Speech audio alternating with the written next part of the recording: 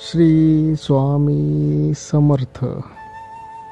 स्वामी समर्थ म्हणतात, आयुष्यात कधीही स्वतःचा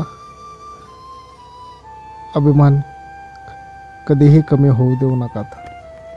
स्वतःविषयी नेहमी सकारात्मक विचार करा. स्वतःविषयी आत्मविश्वास आणि अभिमान बाळगा. स्वामी म्हणतात, आयुष्यात एवढे यशस्वी व्हा ही तुमचे कर्तृत्व हेच तुमची ओळख बनली पाहिजे. स्वतःला एवढे यशस्वी बनवा की समोरच्या व्यक्तीने तुम्हाला तुमचे नाव न सांगता ओळखले पाहिजे.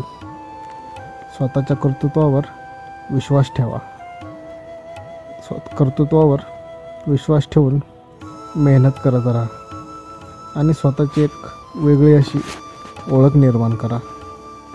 स्वामी समर्थ म्हणतात, कोणाच्याही कुबड्याचा आधार घेऊ नकात. एकटे चालायला शिका. सुरुवातीला तुम्हाला थोडासा त्रास होईल. तुम्ही चालताना पडचाल, पण नंतर तुम्हाला याची सवय होऊन जाईल. प्रत्येकाला स्वतःचा प्रवास हा स्वतःच करायचा असतो. कोणाच्याही मदतीची तुम्हाला गरज नाही. त्यामुळे कोणावरही अवलंबून राहू नकात. स्वतःचे मार्ग हे स्वतःच निवडा. हरलात म्हणून खेळ खेळणं सोडून देऊ नकात.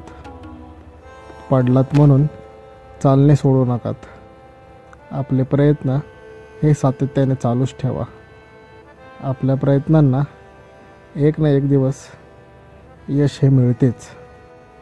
तोपर्यंत धीर सोडू नकात. लढणे थांबवू नकात. एक दिवस हा तुमचा येणार आहे. तोपर्यंत धीर न सोडता प्रामाणिकपणे कष्ट करत राहा. मेहनत घेत राहा. स्वामी म्हणतात, आपण आयुष्यात सर्वांनाच आनंदी ठेवू शकत नाही.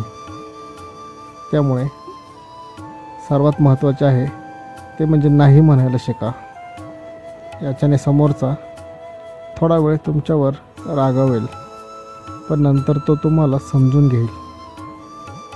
पण याउलट तुम्ही जर का न जमणारे वचन एखाद्याला देऊन बसलात आणि नंतर ते पूर्ण करू नाही शकलात, तर याच्याने समोरचा व्यक्ती जास्त दुखावला जाईल. त्यामुळेच शब्द देतानाच 10 वेळा विचार करा.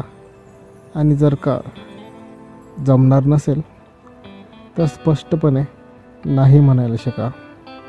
लक्षात ठेवा, आपण आयुष्यात सर्वांना आनंदी ठेवू शकत नाही, हसवू शकत नाही. एखादा व्यक्ती जर का सर्वांना हसवत असेल तर त्यांना हसवण्याच्या नादात तो व्यक्ती जोकर बनत असतो. त्यामुळे सर्वांना आनंदी ठेवण्याचा प्रयत्न करू नकात. स्वामी म्हणतात, आपण पाहिलेली स्वप्न ही पूर्ण होत असतात.